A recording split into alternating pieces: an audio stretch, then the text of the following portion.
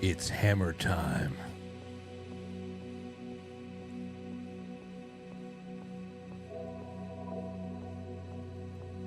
Hello, ladies and gentlemen. Welcome to Book Club. Now, I have not, I should have sent over the Book Club theme song. I forgot to do that when I went to the studio the other day. But it doesn't matter because here we are together. It is January 16th, 2024, and it is the second session of Book Club for this thrilling read by Larry Niven and Jerry Pournelle, Lucifer's Hammer. So what I'm going to be doing now is, because as you know, this is the first book club that we are doing without an official co-host, so it is you and I. I'm going to give you some of my roundabout thoughts of what we have read so far, maybe a couple of highlights, and then we're going right into the thread. And perhaps we will see what the clock management is like. We can take some of your calls as well. That would be most enjoyable to me. So here's what we got. What has happened in the pages between what it was the chapter titled May, the month of May, and we went right to the beginning of Hot Fudge Tuesday. Now, let me just say, what I had just said Hot Fudge Tuesday. Let's stop there. Thank God, because it seems like when we start reading again, this is going to just be go time. It is going to be fireworks time. We are right there. The name of the game, or the name, really, I think the overarching theme of this last 100 pages or so that we just did was about coming to terms with reality. And people are doing it in a number of different ways. Scientists are checking and rechecking their math and realizing that the probability is getting a little bit tighter and tighter and tighter that this is going to hit us. What was going to be a passing light show is now we are in the comet trail. We are in the tail. We are going to get the head of this thing striking us. There is so much going on here that I can't wait to get into the middle of it with you. But let's just start from the beginning. I have some on my notes here. So we have Senator Jellison, who I think is a pretty decent man. I don't know if you guys have picked up anything else from him, but he seems to be a decent man in this. The reading opens up with him looking out for his constituents, namely an amputee with a prosthetic leg, and then showing his willingness to primary representatives who get a little bit lackadaisical representing their constituents. That was a breath of fresh air, wasn't it? To see somebody who actually cares. Anyway, you have this situation where Senator Jellison and Dr. Sharps, they get together. The first time you really see how the probabilities of impact are narrowing. But even in this exchange here, there is the scientific denial that's going on. Yeah, we're doing this, the math. It's looking a little bit tighter than we thought before, but don't worry. Don't worry. It's still an infinitesimally small chance that it's going to hit us and everything's fine. It's the kind of bargaining that I feel I would be doing in a situation like this. Okay, this looks terrible. Give me the hope, though. Okay?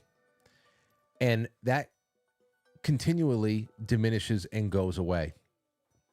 Now, we see in those little footer portions that report on what is happening in the deeper parts of our solar system with the comet, how the comet is changing and morphing and shifting trajectory and all the stuff that we can't see, that the people in our the many characters in our story here cannot see, but we, the reader, being omniscient, we know about it.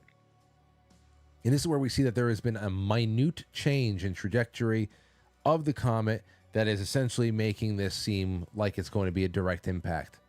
And from space, we have our astronauts that have met up with Russians, our American astronauts that have met up with Russians in a joint space mission. We see Rick Delante, our black American astronaut, finally getting a chance to prove his worth. He has been, the selection has been made, and he's making the best of that selection for this mission, but he is getting sick up there in orbit. Johnny Baker is up there, and the Americans, you can see how they're just far more adept at piloting and everything as they dock the Russians, but they have a high altitude vantage point now for the incoming hammer. Now, back down on Earth, we see characters like Mark Chesko, who is essentially Zoso Dude in my mind. He's taking some companions to a higher altitude up a mountain, and I kind of knew that he was going to get through this. I wonder what he's going to, what purpose he's going to serve later on in the book. We get a little bit of a check-in on that murderous psycho Fred Lauren. We can see that he cannot hold himself back anymore. We see that he's essentially giving up, trying to control his urge to go out and consume and kill that woman Colleen, and he does so in gruesome fashion. We realize it wasn't just sexual. It was pure butchery. Just terrible stuff. Anyway, that's what we had with Fred Lauren, who was apprehended by police, and we see how the, Eric Larson, Officer Eric Larson, how he ties into other things, and we can start seeing how there is a little bit of a crossing over, and different characters who were semi-isolated in the beginning of the book are now becoming a little bit more entwined with each other and a little bit more interactive. Jellison, the senator, he starts making it clear to people, like this guy Bainsbridge, at the Strategic Air Command, that we are looking at a likely impact. Okay? It's getting more and more likely. At page 159 here, we start seeing that looting has already started, also hoarding on the other side of things. So not only are people looting and just creating problems in ways that you would expect us to, but also people going out there with the means to actually buy the stuff are hoarding. And you see that food is sold out, firearms are sold out. Let's see here. 159. Page 159. We start seeing a little bit of it over there. Here you go. The traffic on Beverly Glen was nice, very light for a Thursday evening. Harvey drove with a wide grin. Now, why am I bringing this up? Because I think it's really interesting with Harvey Randall here. He goes through some really, I would say, sharp societal projections in what was going to happen, or whether or not the comet even hit. Because Harvey is going through a lot. He goes through a lot in these chapters. He's in complete denial. He's trying to bury himself in work to avoid the probability of collision. And there's more there, too. We'll talk about it in a second. Here, right now, he's looking at projecting what's going to go on in society with this comet from a standpoint of what he can do with publishing and also with broadcast. Very light for a Thursday evening, the traffic. Harvey drove with a wide grin. I've got a hell of a story, he thought. Even if I never get another foot in the can, I've got a story. Not only do millions think that the world is going to end, but millions more hope so, which I thought was pretty something. That was pretty big in itself. Million more hope so. I think that there are plenty of people right now who would actually, I think that there are definitely millions on this earth right now who would welcome an asteroid with open arms, who actually see the earth as irredeemable. So I thought that was interesting, because I'm not one of those people. I don't think that we're irredeemable. I think that we're facing a lot, but I think that it would take a lot less than an asteroid to break the spell. Let's see here. It shows in their attitudes. They hate what they're doing, and they keep looking nostalgically at the simple life. Of course, they won't voluntarily choose to be farmers or live in communes, but everyone has to. It didn't really make sense, but people's attitudes often didn't make sense. That didn't bother Harvey Randall at all. And there's another great story in follow-up, The Day After the World Didn't End. That's a great title for a book. Harvey thought, of course, there'd be 1,000 novelties or novelists scrambling to beat each other into print. Books with titles like Chicken Little and The Day the World Didn't End. Not as good as his title, of course.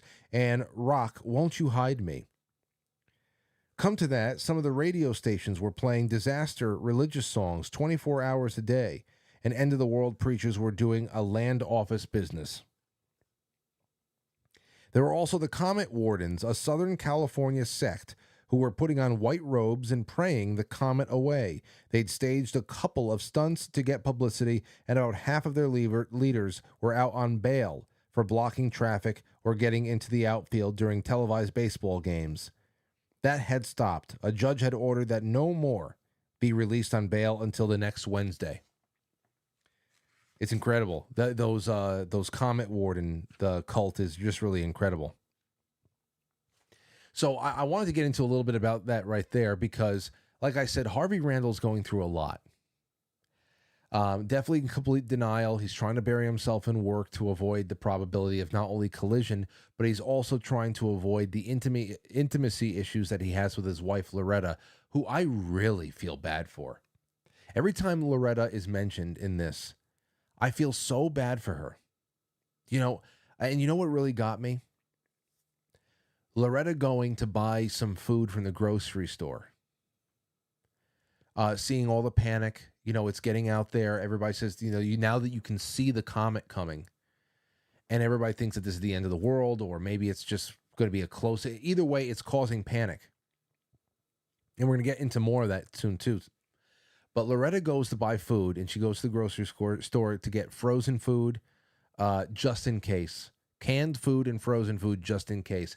And it reminded me of something my mother would do. And it really got me really fucking sad. Got me really sad. Because to see them treating it like a snowstorm. And just wanting to feel useful, wanting to do something. But no matter what you do in that situation, you're woefully unprepared. A comet is coming your way. You're holding out hope that it's a frozen bag of peas is going to be enough to get you through the scenario, but you didn't know what else to do. That got me really, really sad. That got me really sad, only because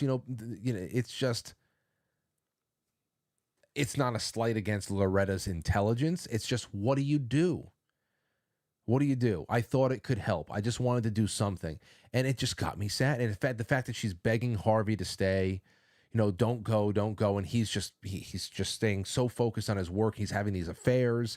He is, he's not a very, his character is, I don't know. He's dealing with things everybody else is too, but I feel bad for Loretta big time. And so I want to see what you guys think about that. Then we have this little bit of a look into local crook Aleem. Aleem is preparing his gang to go and start robbing houses in Bel Air. There's some interesting things that he had to say around this time here too. Oh, wait, before we go anywhere else, I wanted to go to page 161. Did I write this one down? Hold on. As far as all of the impacts of what's going on right now, page 161, more from Harvey. He said there was almost no traffic on Benedict Canyon. Harvey chuckled. Here were people coming home from work, but the ones with hammer fever were elsewhere. Hammer fever had sent the mountain resort business into an all-time high. All across the country, the mountain resorts, which is actually pretty smart. You want to get into high elevation, you'll be able to survive. If it's not a land impact and you're talking about tidal waves, it might be a great place to be. All across the country, the Treasury Department was worried. Consumer credit levels had broken all records. People were buying survival gear on credit cards. Employment was up. The economy is up. Inflation was up, all because of the comet. I love it. Yeah, here and there 162 with Loretta really got me. Puffing slightly, Loretta set her load on the kitchen table. Don't be angry, Harv. I couldn't help it. Everyone says that the comet may hit us, so I got some food just in case. That made me feel so sad. I can't get around it, like as if you're preparing for a snowstorm. Make sure we have some milk, make sure we have some cookie dough, and we'll get through this. That was the weird thing about 2020 as well.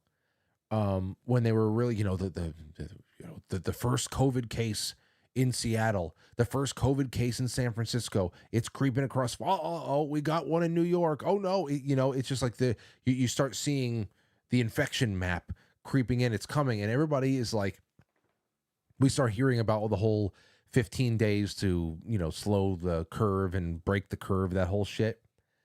And this is exactly how people were preparing. It was almost as if we were getting ready for a blizzard, but it was a virus. It felt so odd, so off, so it was just wrong, man. It felt wrong. And it's the same exact thing with this. Obviously, a comet or a virus, what would you take coming toward Earth? I'd take our chances with the virus, of course. But the fact that the Loretta went out and got herself some frozen bagged broccoli, that made me sad. Now, we start seeing other people who are getting their things together. Like I said, even the crooks, like Aleem. Page 178 in my book. Listen to this. The hammer of God, what if it was real? Where could they go? Not south, that was for sure. Politicians can talk about black and brown unity, but that was just jive. Chicanos didn't like blacks. Blacks hated Chicanos. There were clubs where you had to kill a black to join down there in Chicano turf. And they were tough mothers. And further south you went, the more there were. So they're talking about Mexico and all that stuff. I thought that was really interesting. That even in this, they, talk about all that whole, non-white unity. We got to stick together. But even today, that's the way it is. Even today, that's the way it is. Blacks and Dominicans, Puerto Ricans and Dominicans, Puerto Ricans and black. I mean, it's seriously, this whole myth of this rainbow coalition is nonsense. They were even thinking of that back then there too. And that was the other thing there too, when they were going out and stealing from people in Bel Air. They actually saw over the ridge there the second comet that came in. It looked like a second sun. That's how close we're getting here. But beforehand, that night before, this is on page 183. On page 183, we have the camping expedition that Gordy Vance takes all of the neighborhood boys on. I forget if they are a Boy Scout troop or something like that. But Andy Randall, who is Harvey Randall's son, he went along with Gordy as well. And Harvey thought it was a good idea. He'd be with other kids with Gordy, who he trusts, and they would be hiking a trail up a mountain at higher altitude, which would be safer than anywhere else they can be in any kind of a valley. But the camping scene the night before, with the comet approaching, really, even though it's scary, it gave you some really incredible imagery. And again, all throughout the reading of this, I cannot shake the idea that the people who put together that movie for Netflix, Don't Look Up, which takes a different, they have the whole social media aspect. They have the whole political cult of personality aspect there. Obviously, it can be some kind of a allegory for seeing the writing on the wall with climate change and choosing to ignore it instead of trying to help it and all that shit. I understand the allegories there, but as far as the build up to the arrival of the asteroid or the comet in that movie, Don't Look Up, I feel like they had to have read this book. They had to have been an influence, especially this camping scene here too. Listen to this part. The long mountain twilight ended. The stars came out. The hammer glowed fiercely in the night sky before it sank behind the Sierra. Gordy got the boys into their sleeping bags. They wanted to stay up and watch. There were bright aurora displays across the sky, with the stars showing through jagged lines of green and red. Gordy climbed into his own sack. As usual, he dropped straight off to sleep, programmed to wake in a couple of hours so that he could walk around and see the boys were all right. I'm a conscientious bastard, he thought, just before he dozed off. It was funny, but Gordy wasn't laughing. He woke at midnight, and that was all the sleep he got that night. The sky was frantic.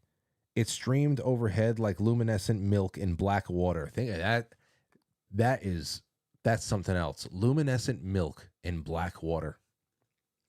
Stars winked in Hamner Brown's tail, then sank into the background as blazes of color flashed across from horizon to horizon. Somewhere in the far distance there were brighter flashes, and after a long time, thunder. Gordy made his rounds in a trance. That is awe-inspiring, brilliant looking, and then also, oh, this is the harbinger of your death. You know? Or at least it could be. It's just incredible. The sky was frantic. That's 183. Now on page 200, there's a little something here for you. Here, that's on page 200, and it's the beginning of this little section over here. The air was electric with storm and disaster. Eileen Hancock felt it as ghostly fingers brushing her neck hairs. She saw it more concrete form while driving to work. Despite light traffic, people drove badly. They fought for dominance in the wrong times, and they reacted late, then overreacted. Guys, this is right now. I'm going to read that again. Okay, first of all, this first line, it may just be a reference to how there is geomagnetic craziness going on in the entire planet because you have this massive comet that is coming your way, and it's affecting just the atmosphere and the ionosphere. Obviously, things are going nuts. You know that the communication is kind of screwed up between the Houston control room and all of the astronauts that are up in orbit. So obviously there's a lot of geomagnetic craziness that's going on, and we understand as you know, electric beings ourselves, who are mostly water, conductors of electricity, that is going to affect us. Hair standing up, absolutely, I can see that happening. But there's something else here. I don't know if that's happening if we have a comet coming our way. They're not telling us right now. But the air was electric with storm and disaster. Boy, I just feel like, as I said, there is a Lucifer's hammer hiding behind every street lamp at this point. Eileen Hancock felt it as ghostly fingers brushing her neck hairs. She saw it more in concrete form while driving to work. Despite the traffic lights, people drove badly. This is all over here. They fought for dominance at the wrong times, and they reacted late, and then they overreacted. What have I been saying? I've been saying that there's something weird going on with most people.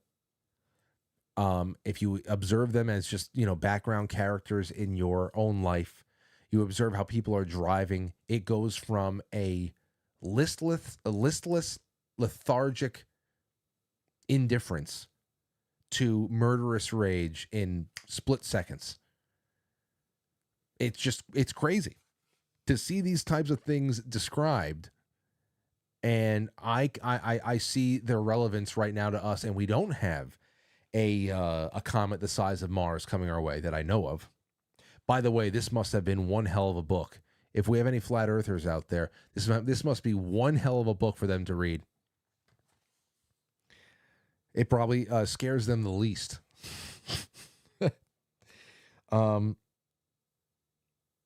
But yeah. Oh, this also hit on the other side of that.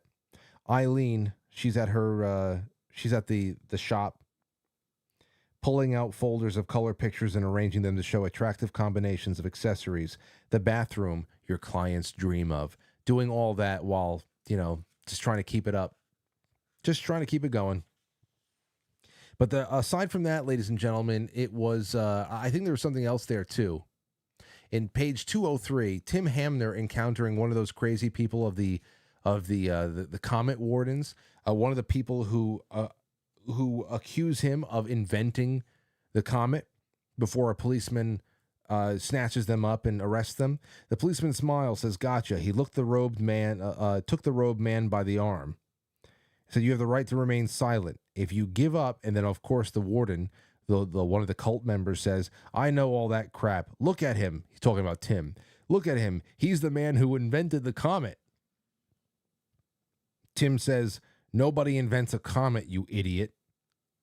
And when I said that, when I saw that, ladies and gentlemen, I'm so sorry, but I got to say that is like a I mean, that's a snapshot on the average day on Twitter.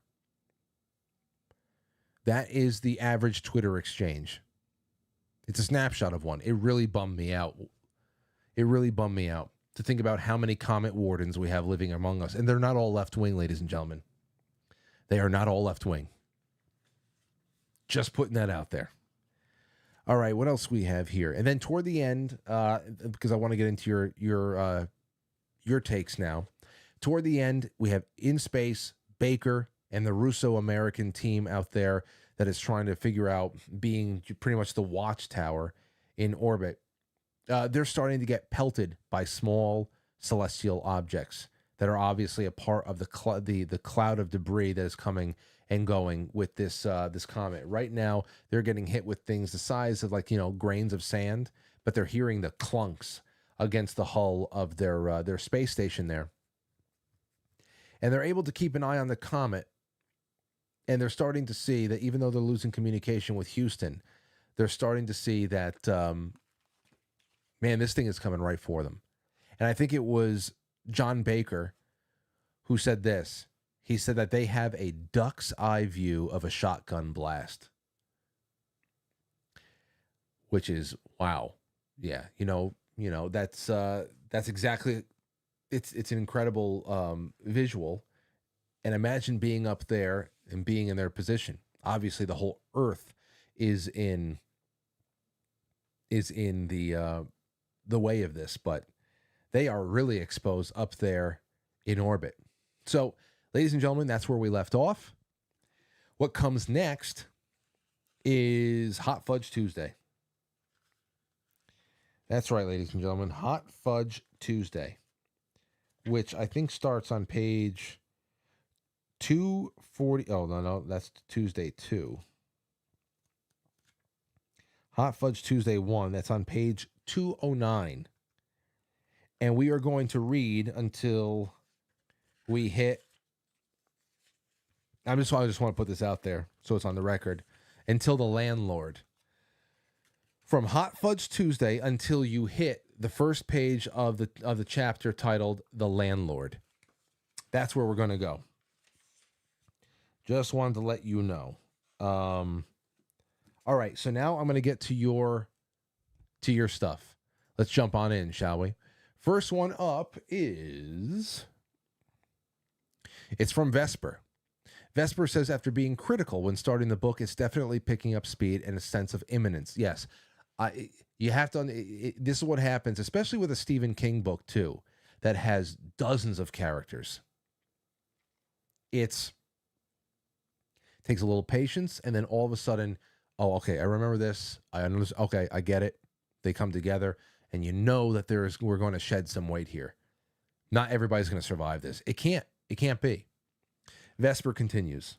This is something many can relate to, given the quickening and ever-increasing chaos mankind is facing now. Right on. The unnamed president of the United States doesn't want to alarm the public, as we learn in the conversation between Arthur Jellison and Dr. Sharp. Here's a quote. And he doesn't want to panic anybody. I agree. It's still thousands to one against anything happening at all, Sharps insisted, and a complete certainty that a lot of people will get killed if we start making preparations. It's ironic that Sweden's defense ministry recently warned citizens to brace for war. I think I'd rather be informed. Yeah, I know. Rather be informed, but look at all the looting and the violence. You see, this is the whole thing about preparing for a disaster and having to consider the human element. That they don't even have anything formally pronounced at this point. They're trying to get on with life as usual to try to keep things chill. And even with that, you have people like Fred Lauren who are cutting women's breasts off while they mutilate them and assault them and kill them, because they believe they've made their own conclusions. They're not going to be alive in a month from now. Which also goes to show that they actually had no thought whatsoever that there would be any kind of price paid in their life after this one. So it's can you imagine if there was a formal declaration? It'd be even worse. Fun fact: the asteroid Icarus, which is mentioned in the beginning of the chapter titled Hammerfall 1, orbits the sun once every 409 days. It also has the inspiration for the 1979 movie Meteor. There you go. Jalen Wenning says this session things really picked up. Chapter June 1 was fun but had some cheesy dialogue. The chapter June 2 had some nice Cold War vibes. Love the part where Harvey's wife brought all the frozen food and reminds me of the way too many normies know. Yeah. Yeah, I mean it's normie activity, but at the same time what are we going to do? You can chuckle at it, and my reaction was sadness. I can't get around that. I had to laugh, said Jalen Weddings. Leonila's quote on page 171: "The earth is large and probably not as delicate as it looks, but man's ingenuity. Sometimes that is what I fear. Just wow. That's all I gotta say," said Jalen. Just curious if anyone else had a cast of characters in their head. For example, I use Vic Morrow as Harvey, Dee Wallace as Eileen, Robert Mitchum as Senator Jellison, and Steve McQueen as Hamner. Karen Allen, but with red hair as Maureen. Oh, this is a really great one. Johnny Baker as Dennis Quaid. I can see that. You know who's been popping up for me as Johnny Baker? The actor who plays Reacher. I haven't watched any of the. I haven't. Lauren and I want to watch Reacher, but for now I just know scenes and things like that. It's on Netflix. It's on like Amazon or something. He's a really well built guy. He kind of has like an all American kind of look to him. Good looking guy, but Dennis Quaid. He would be a typical pick for a role like that. Absolutely. I like this, Jalen Weddings. I like this. I did not consider to ask people who they are, they're casting as the characters. I see builds, I see hair. I don't have faces for a lot of people, but I have feelings. I have like emotional resonance for some people. That's really what it is. But that's really interesting. Austin Stoker as Rick and Jeff Bridges as Mark. Jeff Bridges as Mark, like almost like a dude. I get you there. I get you. I use Zoso dude for Mark. He's got the. I just feel like first of all, he's spent a lot of time in Hollywood in production and entertainment, but he's also a big music guy. He's a motorcycle guy. So this is a great one. Yes. Okay. Let's see here. Mark G says, so many parts of this session that I brought up many relevant topics today. I'll pick a few of the big ones that made me think. Right away, Senator Jellison is looking to escape his ranch, while at the same time not telling the public. Reminds me of politicians and their bunkers at any impending doom. Rick talking about not seeing national borders from space, and John says, you can't see the lines of latitude and longitude either, but that doesn't make them unimportant. This combined with John's unleashing of the girl waiting at the city hall about environmental issues makes me like him even more. Some pretty entertaining dialogue all throughout. You know what I like here too? Because this was written in the 70s, you have some attention paid to what we would call modern ideas of equality, civil rights, the nature of men and women, racial overtones and undertones, things like that. Like you there's like responsible attention paid to that stuff, but it is always balanced out by old school conservative common sense. And I remember living at least some of those days in the 90s in my childhood. I remember that balance. That, you know, you got a little bit of this, you got a little bit. That's why I love the movies of the 90s. For example, I love the movie The Birdcage. I love the movie The Birdcage. And if it were done today, it would be almost intolerable. It would be intolerable. These are characters. My favorite movie, As Good as It Gets. As Good as It Gets would be impossible to do today. They made a bigoted, homophobic character, an OCD character in Melvin Udall, played by Jack Nicholson. They made him redeemable. They made him funny. You cringe at his ways of dealing with the world, but they made him funny and they made him redeemable. And it didn't sell you on the message, That's the thing here that that's what we lost. We lost that kind of ability to tell stories and actually deliver it to people who are from all different walks, because there's a balance there. You know what I'm talking about? I think some people say that Reacher was often said awesome. Said Kate. Tom Cruise. Hey Quincy, you can put Tom Cruise into this somewhere.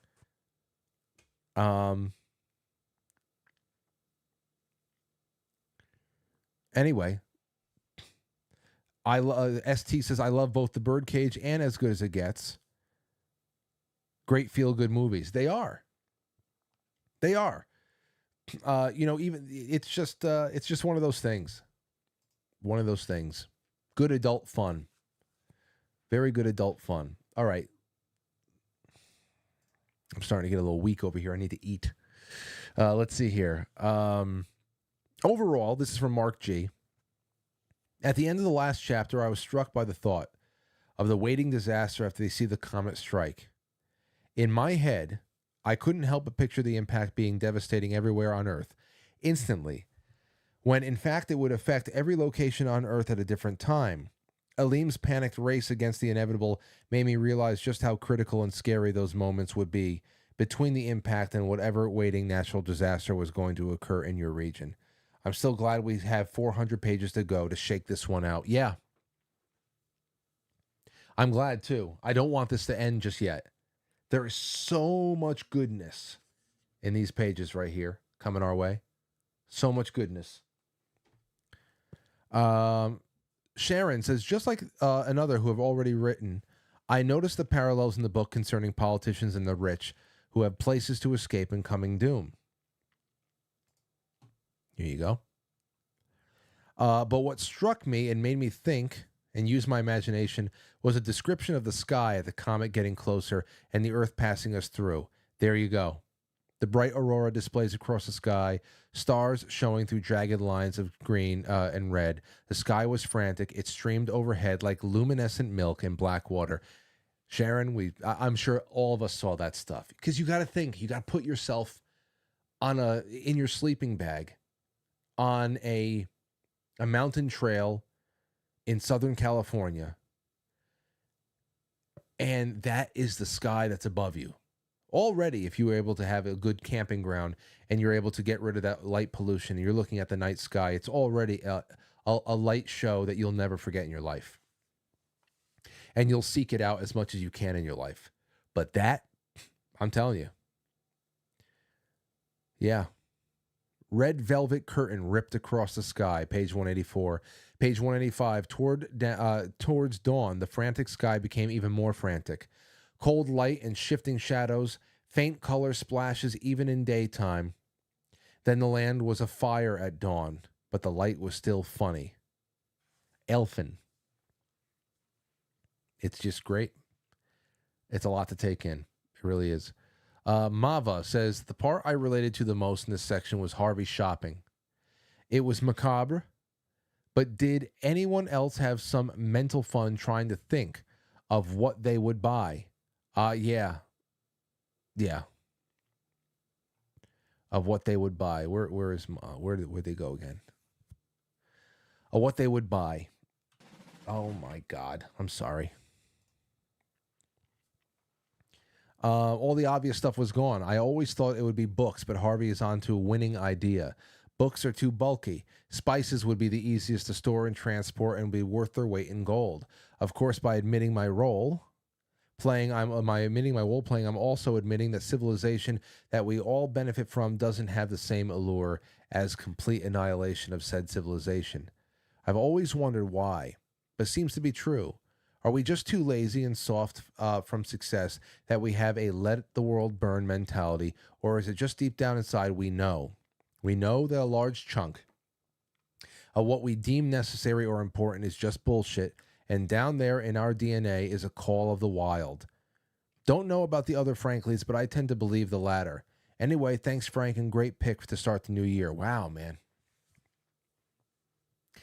The call of the wild. The whole let it burn thing. It goes back to that part that I highlighted before when Harvey is driving and thinking of all the ways that he could spin this in a new book or in a new series if it doesn't happen. And he's talking about all the people who think the world's going to end and all the people who want the world to end and all the reasonings why. And he said that I think a lot of people are just, they're looking for something simple. You know, if we do get hit by a comet, you know, the one thing we don't have to worry, we may have to worry about tidal waves. We may have to worry about where we're sleeping. We have to worry about fending for ourselves in a jungle-like environment there, but we don't have to go to jobs we don't like anymore. We don't have to pay to keep the power on, though I'll tell you, a couple of weeks without power, you're going to wish you had a job to go and slave away at so you can keep the power on again. It's really incredible. Great thoughts there. Fantastic thoughts. NJSF says, loved how this week got the edge of the actual impact and through the craziness of the preparation and panic, as others mentioned, several parallels with current and recent past events and situations. The most understated portion, but reminiscent of January 2021, is the encounter of Senator Jellison with General Thomas Bainbridge. I brought that up too. Can anyone recall a similar event of, say, a Speaker of the House in the military then, even with the same devious use, but even more overt? So what are you going to do about it? Nothing. By order of the president. He pointed to the gold phone.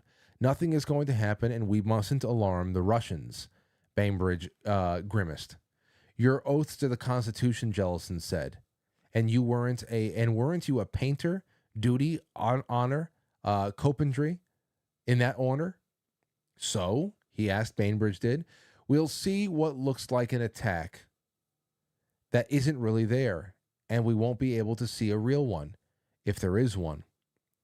This is serious, Tom. I don't think the Russians will start anything as long as it's only a near miss, but... And then Bainbridge, you're asking me to defy a presidential direct order. I'm telling you that if you do, you've got friends in Congress. You might lose your job, but that'll be the worst. And that's, of course, when he said, Jesus, are you saying that this thing's going to hit? It's a good one. One of the interesting small nuggets was right in the first chapter of this week, when during the romantic night that Harvey had with Maureen, they had discussed, among other things, the mathematics of Lewis Carroll, which literally led me to the rabbit hole down the life of Lewis Carroll, and curious to reread his books under the new lens of his love of mathematical puzzles. Under literary reference was Isaac Asimov's Foundation when discussing empires and referencing Trantor. Still on the subject of that night, it was interesting to see conflict, but not too pronounced. To cheat on his wife, and later statement where he was prepping that he still loved his wife. That was the thing that got me, man. It got me big time. Hold on 1 second. I just got to get a little bit more water. I'm going to play a little something for you, and I'll be right back. Give me one moment. We're about to wrap up here. Got 10 more minutes, but I need some water. I just ran out. So, be right back.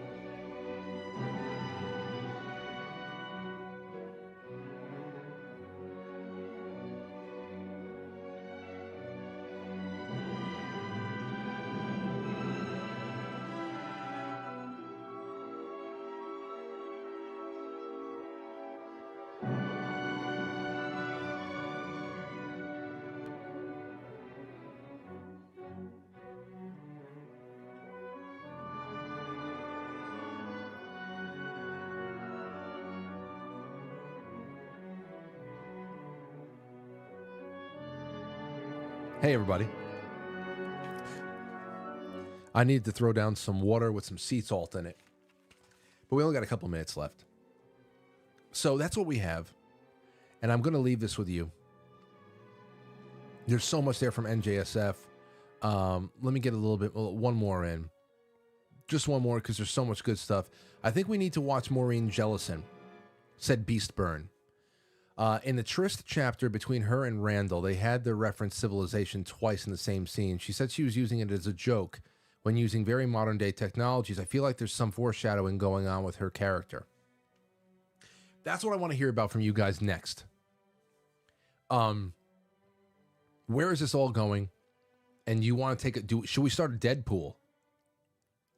Should we start a Deadpool? I don't know if you guys have read ahead already, but remember, we're going from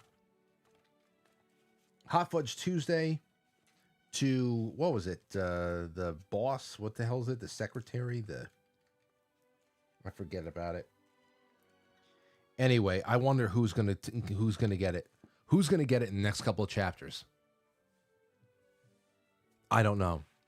But with that, I'm going to cut this maybe two minutes early. Oh, wait, no. One more. Kali24 says, as a native Southern California resident, I love being able to picture all this in my mind. I avoid Los Angeles typically, but I know enough to be able to see it in my mind's eye. I'm curious about how people are imaging the scenes if you are imagining the scenes if you are not familiar with the area. I also love the Sierra Mountains, even though California gets a lot of shit because of the politics, warranted, and how shitty LA and San Francisco are, but the state is truly beautiful. There's a lot of natural beauty once you are there, and you can, absolutely. I've been to LA quite a few times. I've spent a lot of time near the city. I know the traffic, but I have that understanding of where it's all going. And I have some things in my mind that I don't know, I don't know residential areas, but I love the idea. I'm thinking of things like E.T. I take things like E.T. I take things like, I don't know what else, but I'm just drawing from things that I'm seeing it in my head. And also all the movies, that's really what it is. But you guys are really, I think we're all on the same page here. There's some good ones here too, but we're about to wrap up. Can't read every last one of them. But what I would love to do is next time around, I gotta take calls. So what I'll do is I'll read a couple of key ones, and then I'm going to open up the lines, and I hopeful that some of you will call in. Let me see here. The scene on that page in 159 that stated, "Come to that." Some sort of radio stations were playing disaster religious songs 24 hours a day. This scene brought me back. This is from Furry Merman. This scene brought me back to when the entire COVID scare began. I had gone to mountain resort not too far from where I live to take a day with my wife to get away from the nonsense and over panic of life everywhere at that time. Usually the music that is played at the base when waiting to get on the chairlift, this is at skiing, is upbeat and joyful with songs to energize you and keep you in the mood. When about 2 hours in, I turned to my wife and I said something along the lines that this is the most depressing playlist I've ever heard. With song after song being somber and dreary, the entire day was a sad song after sad song. Each day, every time we got into the chairlift, it was like a group of depressed zombies talking about how this could be their last time ever getting to ski on snowboard. It's amazing what music can do for a situation and the effects that it has on the mind, where it can take your thoughts in either direction. Also interested to see what happens with criminals in the story, like Fred Lauren and his Alim Nasser and his cast of characters. Will they come to power as a sort of warlord? Will they become hunted in a post-comet world, or will it be something else? Either way, really enjoying the read. Keep up the great work. Yeah, I know. Is this going to humble people like Alim? What's going to happen to Fred Lauren? He's in custody right now. Is he going to break out and somebody's going to have to deal with him? Obviously, it's going to be one of those day after tomorrow events. What's going to happen when the dust settles? How long is the dust going to be in the air? It's going to be nuts. I can't wait. And that's what we're going to do this week. Thank you guys so much for this installment of Book Club. It's session 2 for Lucifer's Hammer. And just so we say again, Hot Fudge Tuesday to The Landlord. Page 308 for my book, the paperback. Hot Fudge Tuesday to the beginning of The Landlord. I appreciate you all. I really, really do. Let me go and say hello to the chat room. Joshua Tree in Bloom. Love Joshua Tree. Absolutely good observation. You know, and that was a really great observation right there, Furry Merman. I love that. And this is why the book club is so great. You know, it's only second best to being able to sit in a large room with you guys in a big circle of chairs with our books and go around the room and talk about things. I love it. I get so much from you guys, and I hope you get so much from each other. And I hope I bring a little something here too in hosting it all. It makes every book that we have read, it has stuck with me. I have understood it better. I've enjoyed it better. You guys have not allowed me to miss things that need to be acknowledged, and it makes it all the more human. So, all the best to you guys and gals. I'll see you tomorrow night for Quite Frankly at 7 o'clock, and enjoy your read. We will continue with this next Monday, 9 o'clock, back to Mondays. And with that, have a fantastic night. See you later.